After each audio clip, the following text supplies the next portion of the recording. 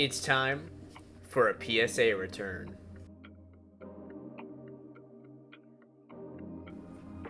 Hey everyone, this is Future Drew here. I just did 20 minutes of recording. I got through 2 of my 3 PSA boxes and realized that my mic was not plugged in.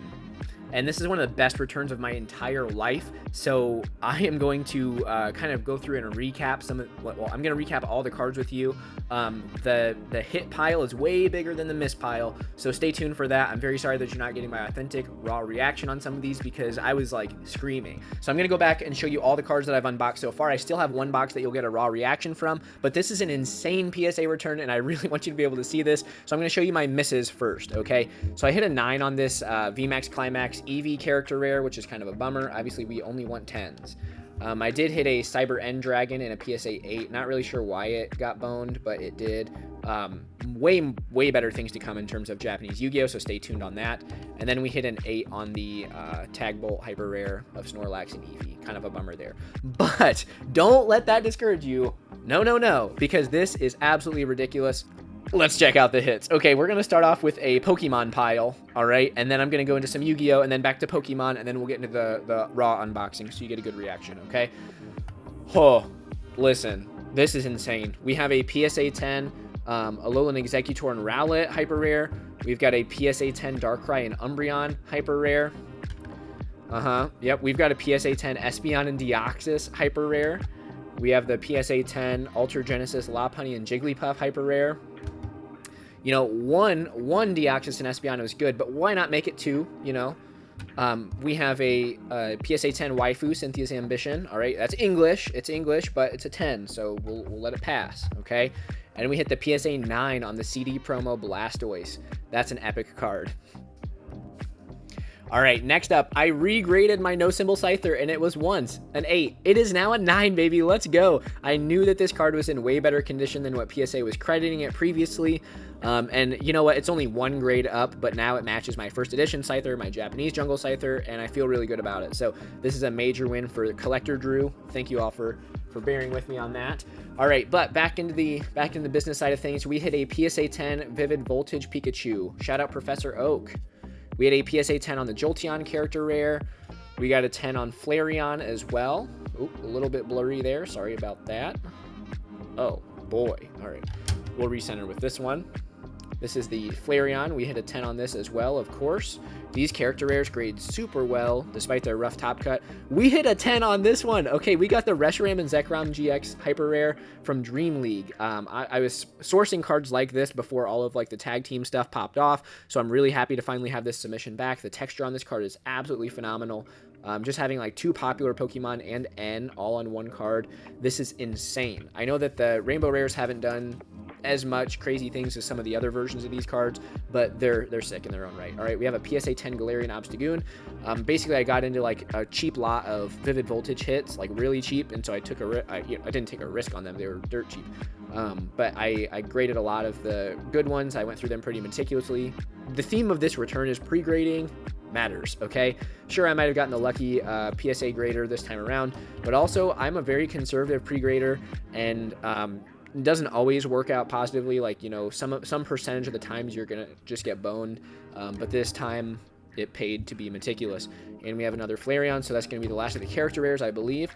We have a PSA 10 Nessa, second waifu of the day, and then we're gonna end the Pokemon pile on another amazing rare Rayquaza and a PSA 10. Thank goodness I went 3 for 3, was it, on those amazing rares, because otherwise I would have regretted it so much. All right, so now out of the cards that I've already gone through, I'm going to show you the ones that I'm like withholding for my PC so far, and then we're going to get into my Japanese Yu-Gi-Oh hits, which are absolutely bananas, so stay tuned. Obviously, you already saw the no symbol Scyther, but I'm really proud of it, so here it is again. Here we have a Gem Mint 10 Game Boy Dragonite promo. This is sick. That swirl is like, it's absolutely S tier. I can't believe it.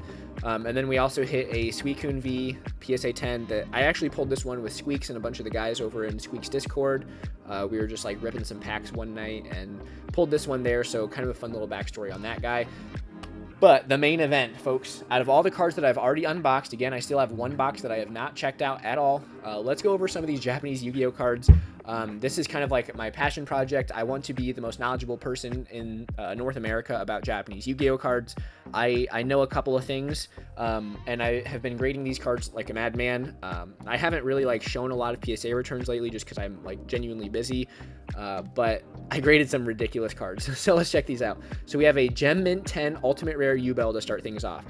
If you know anything about Japanese Yu-Gi-Oh cards, you know that like hitting 10s is stinking hard. Okay, so like retro DNA, tell them in the comments. Like this stuff is pretty difficult to do. In a lot of cases it makes more sense just to like buy the cards graded in whatever condition you're wanting, but I don't like to do things like that, and for once it's finally paying off. All right, so we hit a 10 on the Yubel. We hit a 9 on the Stardust Dragon. This is my PR, so I've graded a lot of this card, and I've only ever hit a 9 as my peak, right?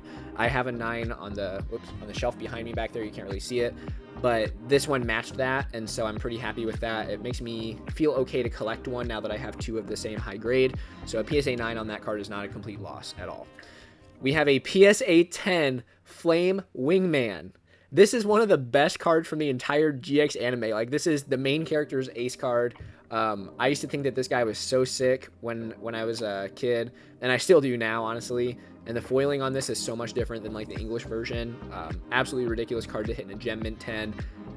Wow. I mean, when I tell you guys that I was like screaming when I first opened this box, I am not exaggerating. We had a 9 on the Armed Dragon level 7 ulti. I thought this would probably get like an 8 just because of some whitening on the corner, but the PSA gods blessed me with a 9, and I'm not going to complain. All right, next up, we have a PSA 10 Gemini Elf ulti.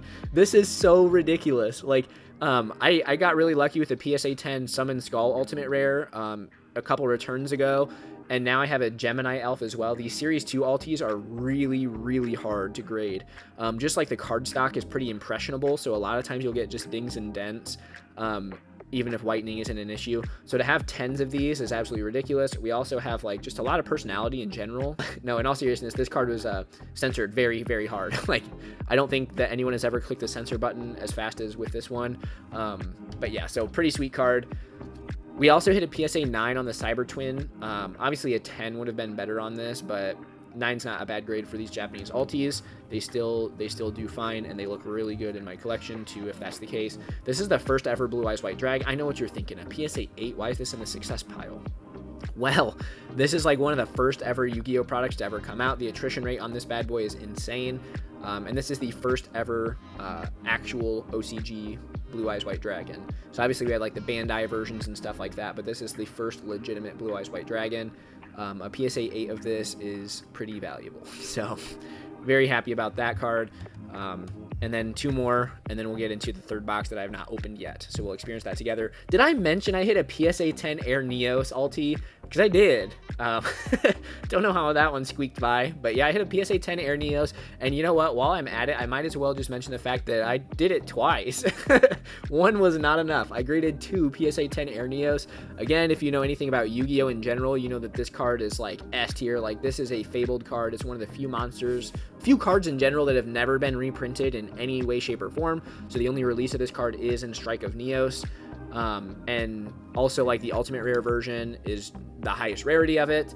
Yu-Gi-Oh collectors love high rarity. I love high rarity. To hit a PSA 10 of this card once is absolutely bananas. This was actually the first card that I saw in the opening that I did moments ago that my audio is muted for, and I lost my mind.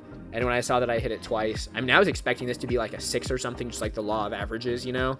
But yeah, no, 2 PSA 10s. So with that said, you're all caught up now. We have one more box that you will get my raw reactions from. Let's get into it. All right, so before we check out the cards, just like with the rest of this, it's going to be a mix of Yu-Gi-Oh and Pokemon. There's probably more Pokemon than Yu-Gi-Oh left at this point, but let's just dive right in because neither of them are going to disappoint. All right, a second Flame Wingman because one just wasn't enough. Yes, dude, let's go. Not only did I get 2, sorry for screaming into the mic, I apologize sincerely, but like if 1 Air Neos 10 or if 2 Air Neos 10s weren't enough, I also have 2 Flame Wingman Ultimate Rare PSA 10s. This is insane, dude. This is one of the best returns of my entire life. Like, I don't ever expect to get like this kind of satisfaction out of a PSA return ever again. This might be the last Yu-Gi-Oh card Shining Flare Wingman in a Gem Mint 10. Yo, I have graded so many 9s of this card. This is so stupid. This is so stupid. I've hit so many PSA 10 ultimate rares today. Guys, do not think that this is normal, okay? If you, like, you can hear the smile on my face. Like, I have graded so many Japanese ultimate rares, and I have never graded a PSA 10 outside of my Summon Skull. To hit this many 10s is unprecedented, okay? Unprecedented. We're not... Anyway, let's just dive right back in. But, like, I'm telling you guys, PSA 10, let's go, dude. This is insane. Out of all of the Japanese ultimate rares that I've graded, which at this point, like, we're in the 3 figures, like, of ultimate rares alone, I have graded 1 PSA 10, and I'm telling you, I'm a conservative pre-grader. It's just been like auto 9, select all, you know, and it's been frustrating, but like people still like 9s of these cards because they are hard to grade. If you check out the pops, they're going to be a little bit skewed and they look high, but like that's like the supply. Okay, that's what's out there. Okay, Armored Mewtwo. This is a sick card. Hit a mint 9. Our first failure. Bummer. That's okay. Someone's still going to want a PSA 9 of that card. I'm in it for relatively cheap. Let's try again. Another mint 9? No, don't do me like this. This whole video has been so good. Let's not. let's not do 9s on modern Japanese. Oh, Suicune hit the Gem Mint 10, so this is the Japanese version. Let's see. I'm gonna grab my English one really quick. Did I mention I hit a PSA 9 no symbol Scyther? Okay, I did. My apologies. All right, so let's check this out. The texturing between English and Japanese it's not like insanely different, and my camera is not like the best for this, but here we have the English one. Looks good, right? Here we have the Japanese version. The only thing I'm noticing is that like the foil catches in the stars a little bit better, like the shooting stars in the background. I would say I probably prefer the Japanese one, but I didn't pull the Japanese one, so it will be flipped. All right, very cool card on that. I think I have some more Armored Mewtwo's. Hopefully I can walk away with some 10s. And let's go. Okay, we got at least 1 10. I think I have 5 in this submission. So 1 for 3 so far. All right, next up we're going to some English. We have another Suicune and another 10. Very cool. This is another English version. I figured I had to like flip one of these in order to justify collecting one. Just kind of like a weird little game that I was playing with myself mentally. Celebi, okay. Someone in Discord was actually just talking about how they've never seen like a bad condition Celebi. This one's a little bit off-centered, which is a common problem from what I've seen with this card.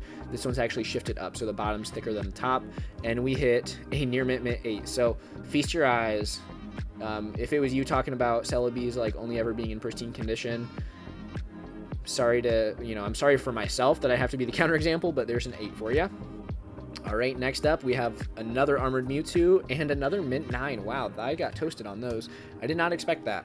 Okay, Pikachu VMAX and a Gem Mint 10, thank goodness. This is a card I would have been absolutely crushed by in a 9. Let's try one more Armored Mewtwo. All right, 10. So we got 2 for 5. And that's I think those are the final numbers on that card because I only think I sent 5. All right, we've got another Eevee. I got a 9 on this earlier. Can I hit a 10? I sure can. Let's go. All right, these types of cards are less exciting than like obviously these like vintage Japanese ultimate rares and stuff. But another 10 on this is going to be solid. Let's go. All right. Okay, we're winding down. One more Eevee and one more 10. So I only got 1 9 on those. That's not too shabby. I'm not upset about that. All right, my second Celebi, and this one hit a Gem Mint 10, so that kind of works out.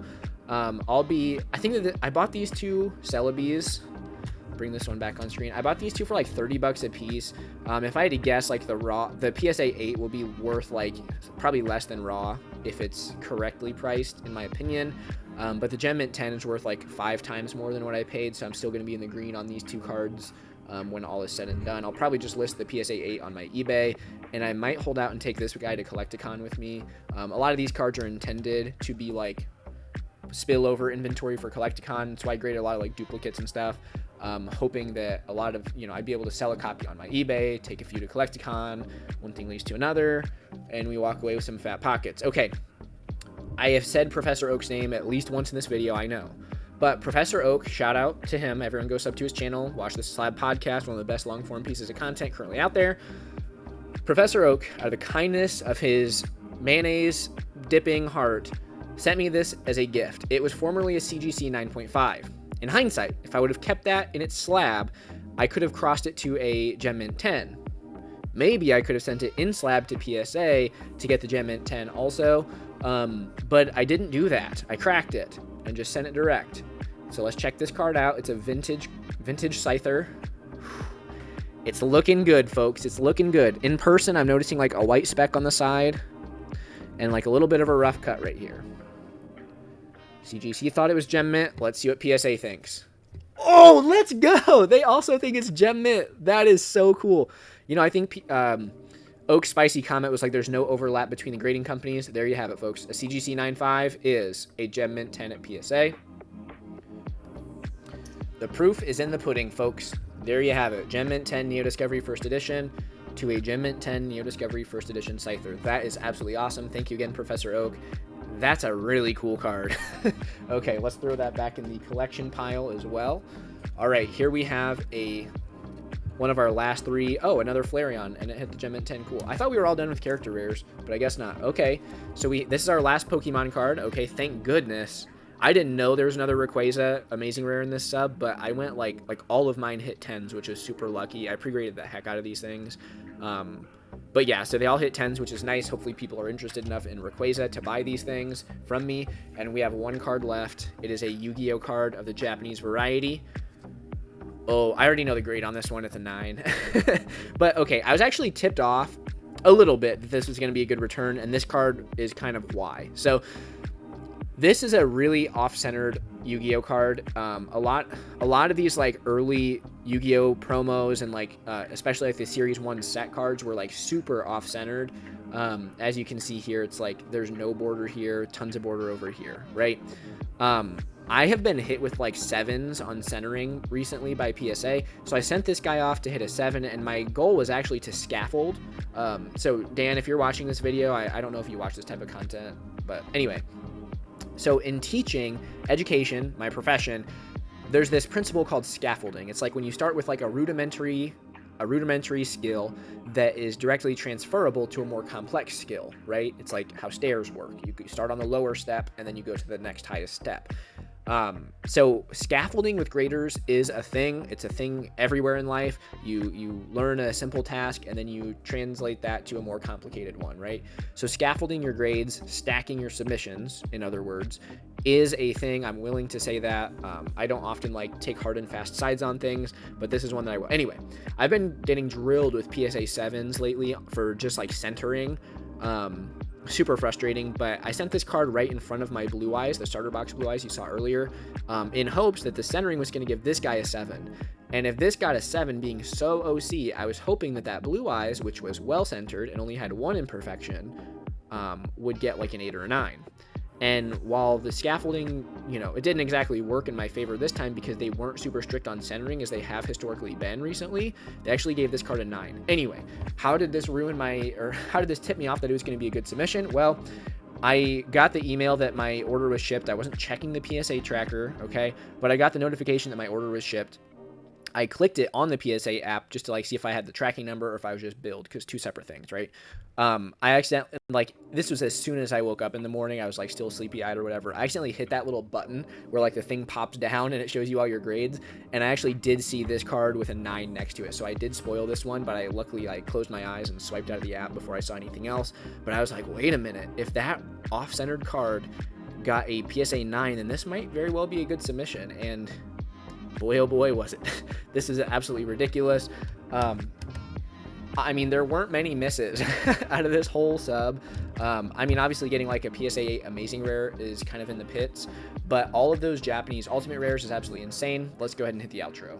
All right, I started to get a little bit ahead of myself and I was like doing the outro, stealing that other camera angle, but here we go. What an insane PSA submission. This might be, like, in terms of Japanese Yu-Gi-Oh, this was definitely my best submission ever. Hands down, bar none. This is an absolutely insane submission. I'm so blessed. Obviously there were some misses, like nobody loves to see a PSA 8 alt art, but I'm willing to take that one on the chin to get all of the awesome cards and 10s that I did receive back. So super ecstatic about all this stuff. These cards should be pretty liquid. My biggest problem is going to be like, do I just send them all now or do I hold a lot of these off for Collecticon? I don't really know. Wow. Thank you all very much for watching, and I hope to see you on the next one.